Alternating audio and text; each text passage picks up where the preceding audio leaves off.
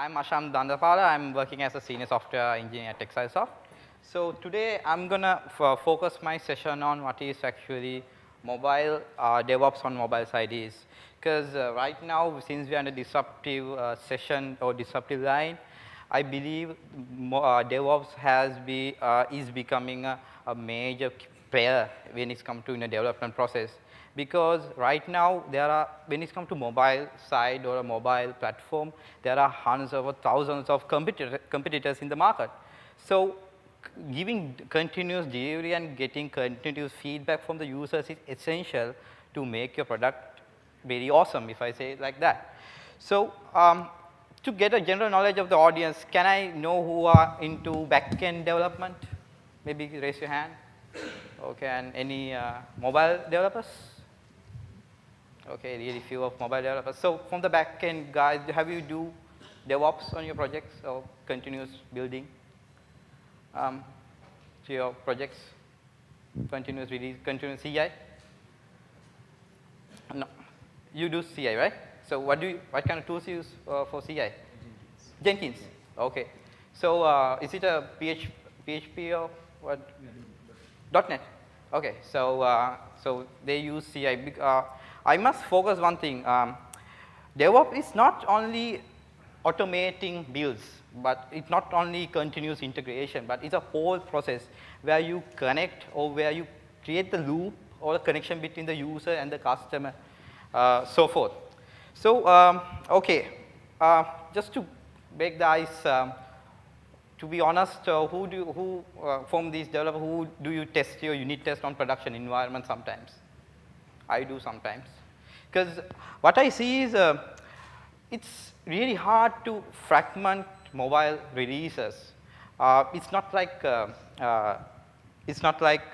if you say a web release where you just have to check on Safari or IE or any other web browser variation.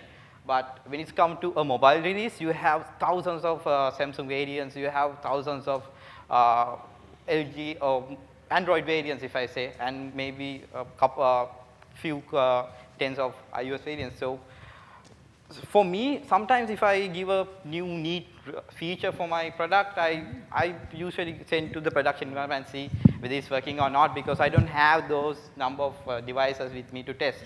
So since it's a new feature, I kind of get a jail-free card. This is a new feature, it's anyways going to break if I don't get it. So on your perspective on DevOps, what is DevOps is for you? If anyone can tell me, why do you use DevOps for your project? Maybe you can say, since you are using Jenkins, like just say there's there's no wrong answer. It's a really because one more thing, because it depends on the person whom I ask what DevOps is, because for you a DevOps is a different thing. For me, a DevOps is another different thing. For your area, what is DevOps?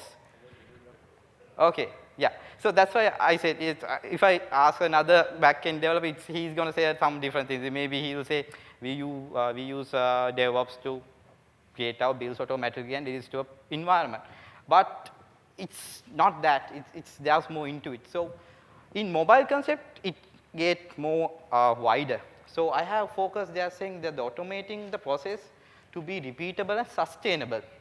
So automation is just one part of DevOps to make it repeatable easily and make it more sustainable. So there are three pillars in DevOps as I see, and also many DevOps practitioners do. It is continuous integration, continuous delivery, and continuous monitoring.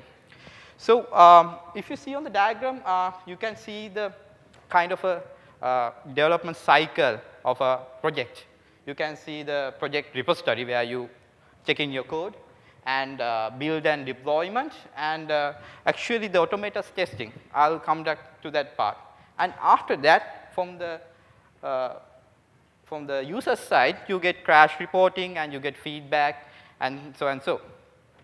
So if we're moving along to the first stage of DevOps, the continuous integration, and the continuous integration is something which go beyond just code checking.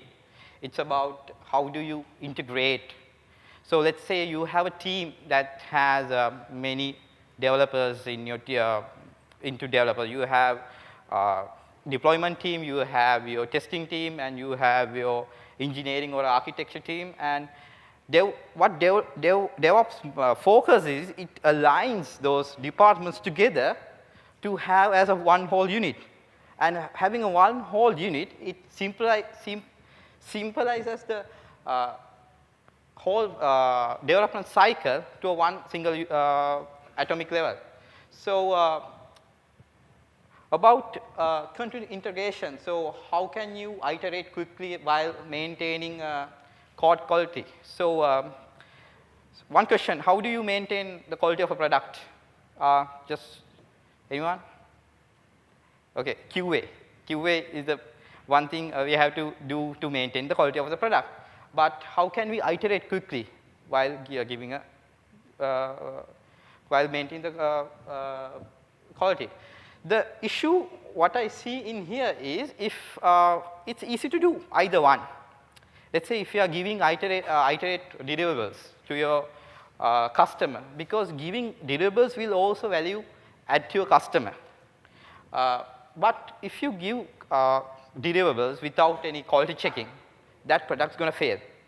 Either way, if you give, if you maintain the quality and try to perfect it to your awesome product, your $1 million app, but when that will lead you to you will never release a product to your customer. So in return, you will not add value to your product.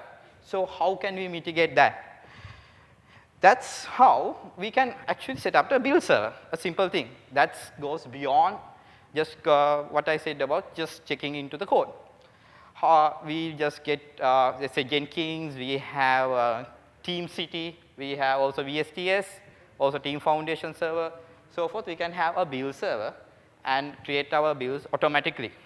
But in mobile, even though you create a build, but how can you test with all the variants of mobiles where you see? The one thing about is you can use automated test. Anyone who has done Xamarin here? Xamarin developers?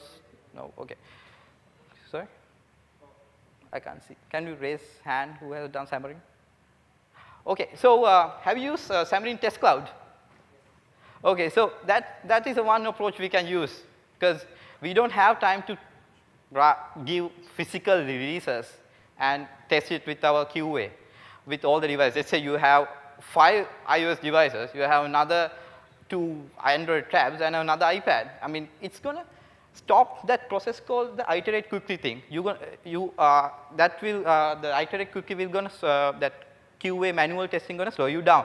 So if we use something like Xamarin Test Cloud, or there's another one called Push Cloud also, we can do automated testing. And after that, if we get the testing done with the cloud, we can actually have like a safeguard on our deliverables, that we have something we can push to our tester or beta tester to actually to the production level. And this is something we have to focus on, because most of the time DevOps are depending on the tools what we use. But I say, I remember I started using Jenkins for iOS, and it took me around like 1 month to get it configured with certificates and all, because I wasn't really good with Python scripting and so on. But if you see, these are few of the tools we can use. Actually, TeamCity is a good tool for having automated builds for Android and iOS. Also, Jenkins is there, and we can use when we focus on Agile also, we can use Jira or any other Scrum boards or Agile tools for our DevOps operations. And one neat cool is, since you said you are using .NET project on Jenkins, right? We can actually use Visual Studio Team Services to automate our builds. And Team Services actually give much more extensions to release our builds to our customers, integrated with cloud testing, so and so. And apart from the DevOps side, with agile planning also, it gives you Kanban boards and backlogs and continuous integration, so on. So this is the Xamarin Test Cloud I told you about. It's a cloud device lab. And you can have multiple devices, and you can run your Ruby unit test over here and get extensive reporting. And one thing about, best thing about Xamarin Test Cloud is the reporting is very good. It's transparent, and you can actually attach it with your release notes. And with the other one, it's Perfecto Mobile. Can be also integrated with VSJS. I'll show you how we can actually integrate these small atomic level extensions to our general platform and create one whole streamline of release process. But let's see, I have uploaded the build, but I can show you how you can integrate those steps to your build definition on VSTS. So if we focus on a demo, I will show you some how you actually use VSTS on the CI. Okay, so this is I'm an iOS developer, but since working with iOS, CI is really a bit difficult because you really need a Mac in cloud or a Mac build machine to create your iOS build. So I just created an Android build in that case, and you can see the build definition on that. I have already installed, which I'm going to discuss about what is Hockey App is, Hockey App extension. By using this Hockey App extension, once you create your continuous integration, you can actually release it to the public using Hockey App without using any manual process. Because I believe human errors are inevitable. So it's better you automate whatever you can to minimize the human errors what we do. Even programmers are humans, because in production level, is a mistake. You can't roll it back. And rolling back makes you very vulnerable to your customers and make you use the trust in them. So this is one thing we can use for continuous delivery. And if I go back, okay. So once you are done with the build part, done with the continuous integration and continuous building process with the build definitions, what you have to do, you have your continuous integration. You have your continuous integration completed. You have your builds getting uploaded to your server. But there's no value if you can't get that released back to your customer. So that comes the continuous delivery aspect. With continuous delivery, you can actually add value to your test, to your product. The energy where you invested while developing your code can be evaluated, if I say in another word. So how can you get your testers as soon as you get your releases? So only you said you are doing, so you are the only victim here, so I can ask you. So how you give releases once you're done? So let's say if I say you are using continuous integration, so I believe the integration issues are no more because your code will not be diverged from your local repository remote. So you have continuous integrating with among customers. So how you give release? You go on sprint base or so sprint base. But what if the sprint the feature takes so long? You break it out or you break it into small fragmentations. So, but as you say, if we create a small fragmentation, it's better if we can give that to a customer to check it out, right? So that again adds value back to our product. So that's the team culture we have to practice on DevOps. We have to have that culture in our head to integrate continuously, check in our code continuously, and get the builds done. So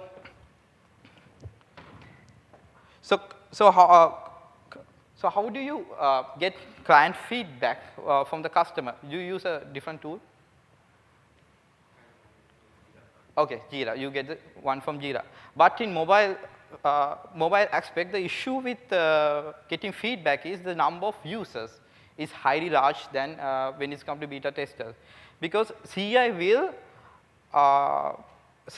solve one thing with the compilation issues, but it's really a small fragment of the issues what we face. because I believe the real issues, the real problems are founded or identified by the users itself.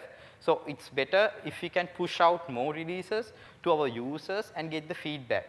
So that will give you the automated, so that will give you the feedback where you need to do what to improve your product itself. So we have our, now if we go through the timeline, we have our CI configured, we have our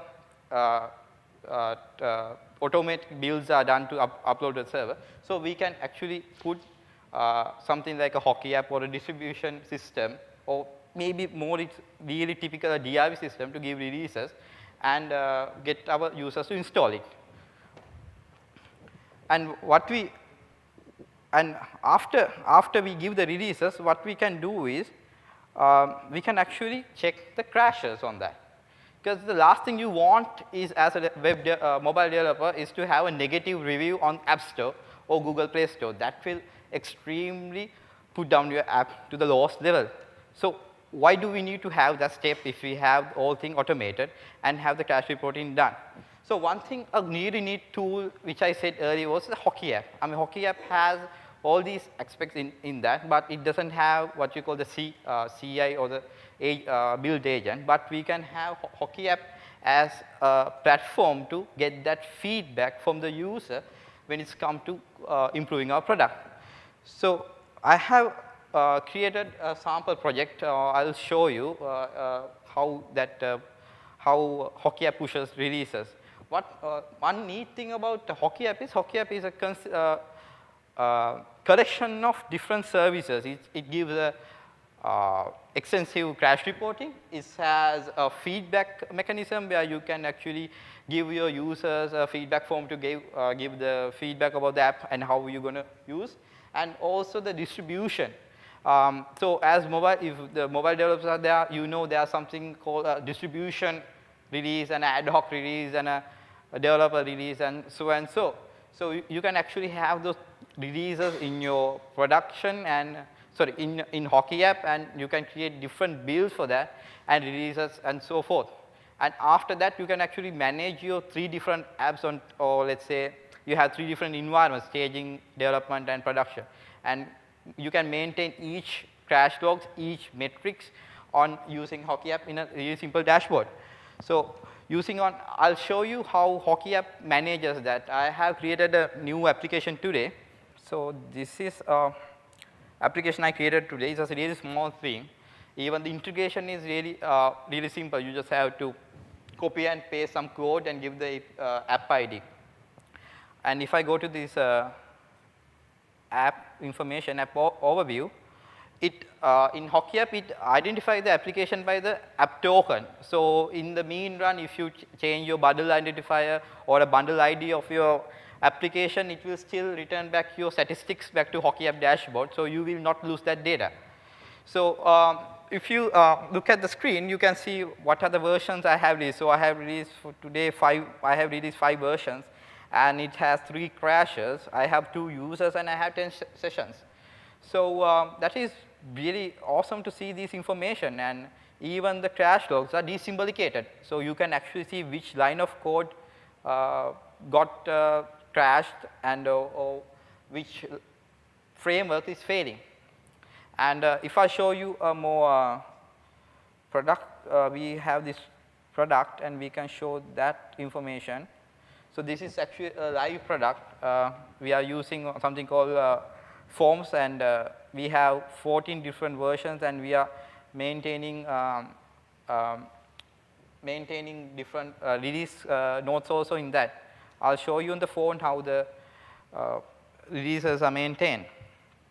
So let me get my iPhone bugs on.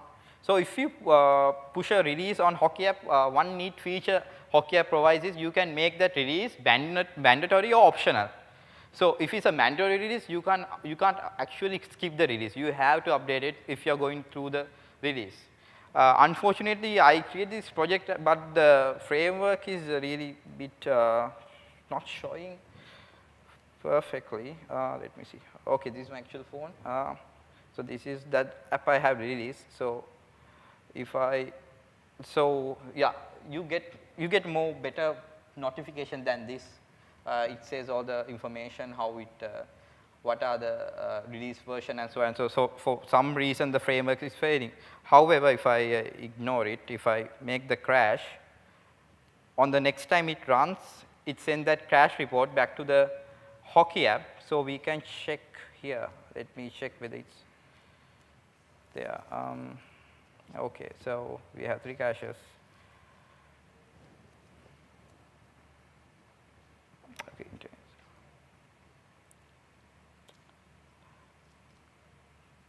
okay, so yeah. Okay, it's updated. Just take some time. Yeah, so so the latest cache is updated. It says 4 cache logs, so which I did right now. So something like that, it's real time. You can get the real analytics on time on these cache logs, and return back. You can actually, you know about webhooks. You can actually create a webhook to Jira or whatever productivity tool you are using and create a bug on that. We can automate that process also. Okay, so now to this part, even the release is getting kind of automated. Now we don't have to build different releases, and we don't have to worry about where it's crashed and how we supposed to get the information from the user to reproduce the issue. So as mobile developers, what I always face is if there's a crash, how to reproduce. And sometimes we have this syndrome called works on my machine syndrome. It works on mine, but it's not going to work on the device. So by that, this is by having crash static, something like this hockey app, we can actually have a proof on what happened and what caused the issue. And something, since it's automated, now we can actually blame the automated service. Something goes wrong, it's not actually our fault. So if something goes wrong, we can actually correct it in one time and move forward with life. So when it's come to, again, with continuous delivery, you have to use a different mechanism to give your delivery, because some DevOps is not cheap. You have to have your servers. If you are using VSJs, you have to buy that. And if you are having a different legacy system, maybe you have to use a Mac, then you have to buy that. So it's not cheap. So there are some alternative way how you can actually have OT updates using different services in the market. So if you focus on the diagram, now we are kind of creating the loop how it goes. So we have the code repository, we have the build and deploy, and also we have the automated testing. Now we are kind of in the distribution part. So having the over-the-air update, we can actually have releases very fast. And we have a couple of, I have a couple of examples for that. One is code push. Code push is a mobile development over-the-air service, and it also can be integrated with VSTS. So if you can have your builds configured in a CI in a VSTS, you can actually push that release to code push and get it released to your customers, so that you don't have to involve in uploading the binary to your whatever hockey app or so forth. And it's how do I say, you can actually release that pane. And other one is DRV. DRV is a more simple solution over here. It's just really cloud-based solution. You just have to create your IP and upload it, and it will give you a link which is gonna expire in 2 weeks, and it has a nice download page. But since we are focusing about continuous delivery, these are very simple, because using DevOps means is making our life more easier. So we don't have to complicate our life if there are more simple tools. So after we give the release, the continuous release, to our customers, sorry, I have to take more 5 minutes for that to finish the monitoring part. So after we give the release, we have to monitor the customers. I mean, getting what users do is not enough. We have to actually know what users doing with the application, what they click most, which view do they most navigate to. So we can actually focus on those areas and make our application better. So continuous monitoring plays a major role because I feel even in business perspective, the user analytics are much more important to make application better and meet the business goals. So, so tracking daily active users and monthly active users plays the vital information to the marketing team or the business team to pivot or enhance their product. But the issue with that is there are a couple of tools you can use for this event tracking on a mobile device. For web developers, you know, you have Google Analytics, but even for mobile, we have Google Analytics. But since now we are pivoting ourselves to different platforms, it's going to be really bit hard. But using Hockey app, you can have the crash reports, you can have your distribution, and also you can track user events in one platform. So all the information is one platform. It's easy transparency, and you can easily give those focus on those areas and have different integrations to it. But I have put a demo, but I will not go through a demo, but I will just show the Hockey app dashboard how the events are tracked. In Hockey app dashboard, you can have something like this is the cache group. If I go back to the overview, okay, it's free. So anyways, you get the picture. You can actually have Google analytic type events and track the picture.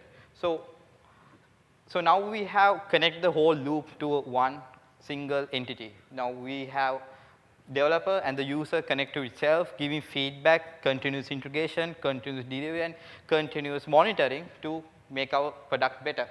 So why is it disruptive?